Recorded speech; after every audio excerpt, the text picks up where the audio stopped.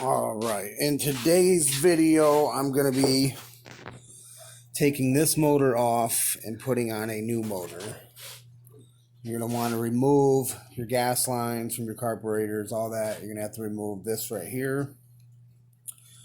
Remove this gas line. Then you can see two screws here, 1, 2. There's 2 more on that side that you got to take off.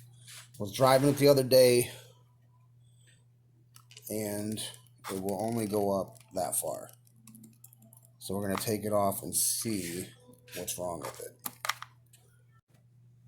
So I have removed air filter, took off the gas line right here, so that's disconnected. You also have to take off this spring right here, grab onto it, pull it out of the hole it's in. So it looks like both of those move. So now the motor is removed out. Left the motor mounts in there so I can put the new motor in. All right, so right here we have the gear, clutch assemblies all right here. This is going to be the high-speed needle right here. Right here is going to be your idle screw.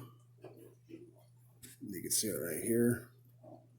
That'll be your idle screw. And then over on this side, you have your high-low, or your low-speed needle right here. This will be your low speed. So if you look in here, the piston should come up higher. You push it down, you pull, and it stops. So we're going to take off the pull start from right here on the back side, plus another metal piece, which I'll show, and then we'll look inside the motor to see what happened. So now I've taken out the 4 screws right here. We'll see if we can get inside of here. All right, that pulls off right there. So here's the back side of what's inside of there. That's the rod that goes through right there. That goes inside of the one-way bearing, which is inside of here, which gives you your turn and doesn't give you the pullback. So that's off right here. It's got a seal. So make sure you don't lose a seal or anything like that, because if it ain't sealed, it ain't gonna work. So here's the culprit. But you guys can see inside of there, we have blown the piston ring completely apart. Now this is a dynamite motor. This has happened on 2 of my dynamite motors. Here's this one. I mean, that's shredded. And then also, I have the big red, which I used to have on something. And you can see the piston rod blew off in that one also. Went on to horizonhobbies.com. At that time, they were out of the pistons, which was convenient, but so we figured it out that we've blown another piston rod. As you can see right here how this turns.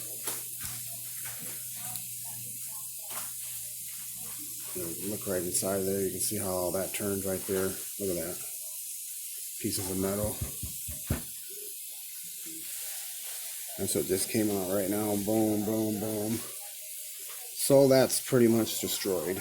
I think you can get the rods and rebuild it, which I think we might have to do. But I mean, that's pretty bad. You can see some bearings in there also. So that's the inside of a motor pretty much. So now we have to take off this clutch assembly and all of that to put on the new motor. So how you do that is right here on the front. There's a screw right there. You want to loosen that screw. Sometimes you might have to put pliers on the back side on the blue part right here to get this off, so it's not spinning and all that. Or you can try to hold it and it should come off. So and then we'll pop this off and take a look inside there. All right. So I was trying to get this off right here, but it looks like it's going to strip out on me.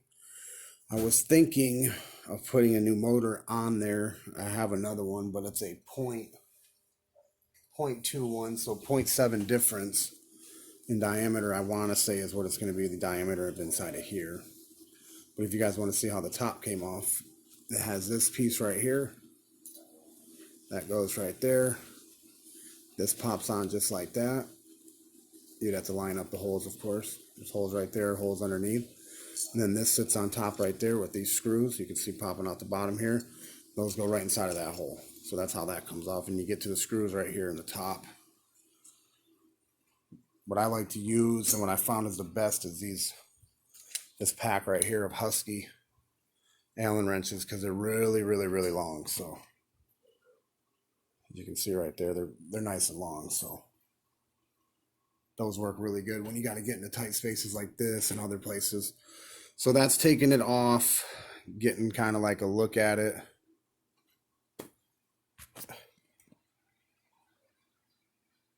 So there's the motor now. That's just kind of getting a little look at it.